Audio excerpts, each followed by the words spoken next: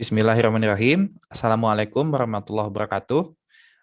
Halo teman-teman semua, kembali lagi kita di pembahasan statistika sosial ya. Nah, kali ini kita akan praktikum untuk uji T ya, di mana uji T ini sudah dibahas di pertemuan 10 dan pertemuan 11 ya. Nah, di praktikum ini kita membahas materi uji T untuk data berpasangan dan uji T untuk dua sampel yang saling independen ya. Nah, kemarin kita sudah mencoba mengerjakan dengan cara yang manual. Sekarang kita akan coba dengan software ya, tepatnya dengan Microsoft Excel ya. Boleh teman-teman silakan buka materi kuliahnya, flashback lagi ke pertemuan 10 ke bagian T-test for correlated groups ya. Nah, di sini ada soal, nanti kita coba kerjakan pakai software. Nah, langkah pertama setelah teman-teman nyiapin Excel, itu teman-teman bisa langsung dikopikan saja datanya. Ya. Setelah soalnya teman-teman pahami, kemudian teman-teman copy datanya. Nah, di sini saya mau meng-highlight bagian ini ya, karyawan C yang X1 itu harusnya 195, teman-teman. Jadi kemarin saya lupa ganti, tapi kalau di perhitungan sih di sini sudah keganti ya. Nah, ini sudah jadi 195 ya, sudah keganti. Silakan nanti diganti, kemudian kalau sudah, pindahkan datanya ke Excel. Ya. Setelah dipindahkan, baru kita bisa lakukan step by step pengujian hipotesis. Ya. Di sini saya juga akan mengajarkan kalian bagaimana mengetik menggunakan equation ya. Jadi kita coba menyusun step by step-nya secara rapi di sini ya. Nah, terus dulu topiknya itu uji T untuk data berpasangan ya. Apa perbedaan data berpasangan dan yang tidak berpasangan atau yang independen? Itu kemarin juga sudah saya jelaskan ya. Silakan coba dibaca-baca lagi, nanti akan keluar di UAS ya, jangan sampai tertukar. Kalau ada soal itu, cara menyelesaikannya harus tahu ya. Oke, untuk tahap-tahap pengujian hipotesis, yang pertama apa? Perumusan hipotesis ya. Yang kedua adalah menghitung statistik uji. Selanjutnya adalah kriteria pengujian. Kemudian pengambilan keputusan. Dan yang terakhir adalah interpretasi atau kesimpulan. Ya, seperti itu. Ini adalah tahap-tahap pengujian hipotesis yang kalian tidak boleh tertukar ya, atau tidak boleh lupa ya. Nah, setelah ditulis seperti ini saya tulis biar tidak tertukar dan nanti tinggal ngisi aja seperti ini. Oke, silakan kalian sambil dicoba juga, sambil menyimak video ini dicoba, dan nanti akan ada soal di sini ya. Oke, untuk langkah pertama itu adalah perumusan hipotesis. Nah, di sini kita akan menuliskan H0 dan H1-nya ya. Boleh teman-teman lihat di slide ini. Jadi dari soal ya, dari soal ini kan kita bisa tahu ya kasusnya seperti apa, yaitu ini ingin mengetahui apakah pelatihan tersebut efektif untuk meningkatkan. Nah, ini adalah H1-nya teman-teman. Apakah pelatihan tersebut efektif untuk meningkatkan skor kemampuan karyawan. Nah, jadi coba saya highlight dulu. Nah, ini saya highlight ya. Jadi ini adalah H1-nya ya. Nah, alfanya juga kita tahu 0,05. Jadi untuk merumuskan hipotesis, nah di sini kita mau menulis H0 dan H1. Jadi ini sorry, harusnya juga ini H1 ya. Banyak typo nih. Nah, untuk menulis H0 seperti ini ya, H dan 0-nya rada ke bawah seperti ini. Kalau di Word itu kita bisa menggunakan equation, ya, di mana menunya itu insert, kemudian symbols, dan klik equation. Nah, di sini ada kotak nanti yang akan kita isi dengan equation. Nah, di sini equation itu ada banyak teman-teman, boleh klik structure. Di sini ada fraction, ada pecahan ya, bentuk-bentuk pecahan, kemudian ada bentuk perpangkatan ya, kemudian ada bentuk akar ya, dan ada integral dan ada juga bentuk sigma seperti ini. Dan juga untuk misalkan kemarin ada X bar, Y bar gitu ya. Ada aksen di sini nih. Ini ada bar. Nah, bar tuh yang ini. Jadi kalau menulis X bar, diklik nanti kotaknya kita isi dengan huruf X ya. Ada limit juga dan lain-lain. Nah, untuk menulis H0 ini kita pakai apa? Kita pakai yang script. Nah, kita pilih yang seperti ini ya. Ada dua kotak ini, yang satu di kiri, yang satu yang di kanannya rada ke bawah ya. Kita klik. Nah, di sini kita langsung ketikkan saja kotak besarnya dengan huruf H dan yang kecil dengan 0. Seperti itu ya. H0. Nah, setelah di 0 ini jangan langsung titik 2 karena nanti langsung nyambung di 0-nya, tapi ke kanan dulu. Nah, sudah tidak di 0 lagi, kita bisa nulis lagi, dilanjutkan ya. Titik 2, kemudian H0-nya apa? Mu D kurang dari sama dengan 0. Ya. Mu D-nya di mana carinya? Di symbols. Nah, di simbol ini ada banyak, teman-teman. Nah, ini kita cari ya, yang umum-umum biasanya di basic math ini, tapi kalau kalian pengen nulis simbol yang nggak ada di sini, bisa dicari di yang lainnya. Menunya banyak ya. Di sini ada alfa, ya, ada beta, nih. Kemudian ada sigma.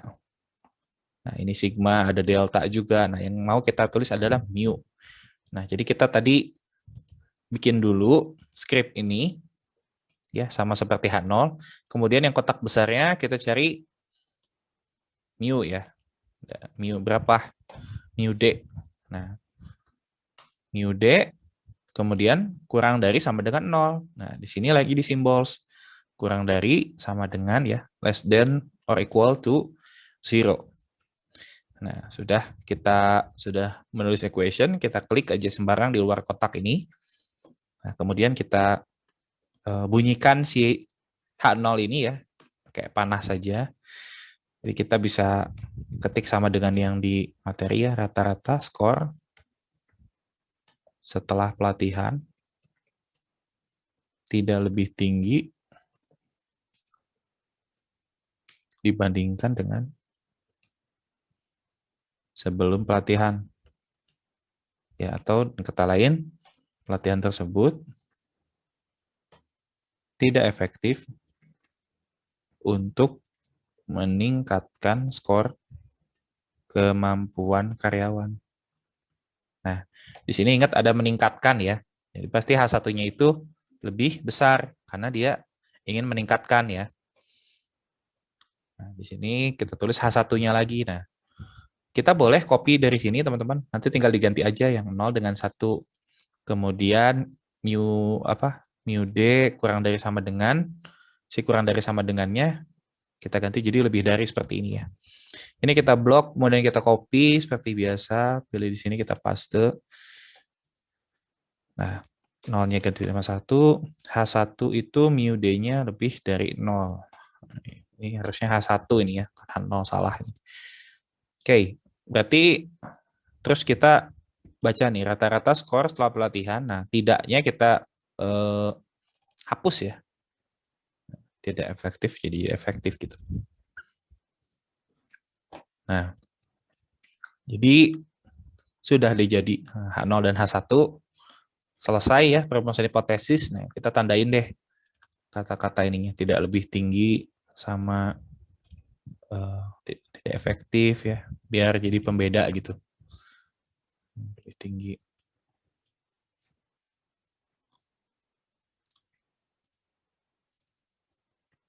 Ya, sambil diikuti ya teman-teman, kalau misal terlalu cepat bisa di stop terus nanti diulang lagi ya. Ini saya ngejar durasi biar cukup di 15 menit gitu. Oke. Kemudian yang kedua adalah menghitung statistik uji. Nah, statistik uji di sini baru kita bisa dibantu di Excel ini, teman-teman. Nah, teman-teman sebelum mencari statistik uji ini ya, kita harus menginstal dulu add-ins ya atau toolpack yang namanya analysis. Jadi nanti kalau toolpack itu sudah ada, nanti teman-teman klik data di sini ada kolom baru sama namanya analysis ya. Mari kita coba ya. Kita klik file, kemudian option. Nah, kemudian teman-teman di sini pilih add-ins. Nah, di sini ada add-ins ya. Banyak ya, ada date, euro, terus dan lain-lain. Teman-teman pilih yang analysis toolpack ya. Yang ini saja ya. Kemudian manage-nya Excel add-ins dan klik go. Nah, setelah klik go, di sini ada yang bisa teman-teman centang, itu cari yang analysis toolpack ini kita centang. Ini saja cukup ya. Klik OK. Nah, kita tunggu sebentar. Nah, kalau sudah tidak loading lagi, kita lihat ke data. Nah, di sini sudah ada data analisis ya. Jadi pastikan terhubung dengan internet. Itu seingat saya itu harus download dulu gitu ya. Nanti silakan dicari-cari saja. Nah, ini mungkin cukup sekali aja. Kalau teman-teman sudah install, tidak perlu install lagi ya. Jadi untuk sekali di awal, kesananya nggak perlu diinstal lagi gitu. Nah, untuk kembali ke statistik uji, nah, kita mau mencari statistik uji ya, dan kriteria pengujian itu kita bisa pakai bantuan si data analisis ini. Kita klik data analisisnya. Nah, ditunggu sebentar ya. Nah, di sini ada banyak analisis yang bisa kita gunakan, teman-teman. Nah, dari mulai ANOVA ya, ada apa namanya, statistik deskriptif dan lain-lain sampai dengan uji T dan uji Z ini. Nah, kita mau menggunakan uji T ya. Tapi di sini ada 3 uji T-nya, kita pilih yang mana. Nah, ingat di sini adalah untuk data berpasangan, teman-teman ya. Berarti pair to sample for means ya. Di sini kita klik ya yang ini, jangan sampai salah. Mungkin dan kita klik OK. Nah, jadi uji yang digunakan itu bergantung kepada kasus yang diberikan. Nah, karena di sini kasusnya itu untuk data berpasangan, jadi ujinya juga untuk data berpasangan. Di sini ada kolom yang harus kita masukkan, teman-teman. Akan muncul seperti ini. Nah, kita kan mau menguji skor sebelum dan sesudah ya. Nah, yang ditempatkan sebagai variabel 1 adalah yang sesudahnya dulu ya, teman-teman. Kita boleh blok dari sini, di blok saja. Ya, blok dari nama kolomnya ya, boleh. Klik yang biru ini lagi. Nah, jadi yang sesudah dulu, karena kan rumusnya itu di T itu kan sesudah dikurang sebelum ya. Nah, jadi ini yang variabel 2-nya baru yang sebelum, teman-teman. Sama, di blok saja. Nah, kemudian karena tadi kita bloknya dari nama labelnya ini ya, yang bukan angka ya, ini kita klik label. Jadi tidak dipandang sebagai observasi itu ya, hanya sebagai nama saja. Alfanya kita masukin karena 0,05 ya di soal tadi 5%. Kalau misalkan di soalnya 1% berarti 0,01, dan kalau misalkan 10% berarti 0,1 ya, disesuaikan dengan soal. Dan yang terakhir adalah kita mau naruh outputnya di mana nih, output option. Ya, kita mau di worksheet yang baru, di sini baru, atau memang di sini yang sama saja, cuman kita pilih selnya. Di sini saya mau di sheet yang sama saja.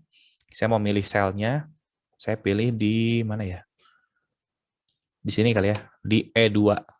Nah, ini saya klik lagi yang birunya. Kalau sudah, teman-teman silakan dicoba, pastikan sama ini, klik OK saja. Nah, ini hasilnya sudah keluar, teman-teman. Ya, cepat ya, jadi nggak usah ngitung lagi kalau sudah pakai software ini. Nah, di sini ada skor sesudah dan skor sebelum. Di sini ada DF, derajat bebas ya. Ada testat ya. Ini testat ini adalah hasil statistik ujinya, teman-teman. Oke, untuk memudahkan, kita copy saja nih ya ke Excel, ke Word kita. Kita copy ke lembar Word kita. Nah, di tes to sample for means ya. Nah, setelah kita copy, ini kita bisa mengetahui bahwa nilai T ujinya itu atau T hitungnya itu adalah yang ini, teman-teman, T stat ya.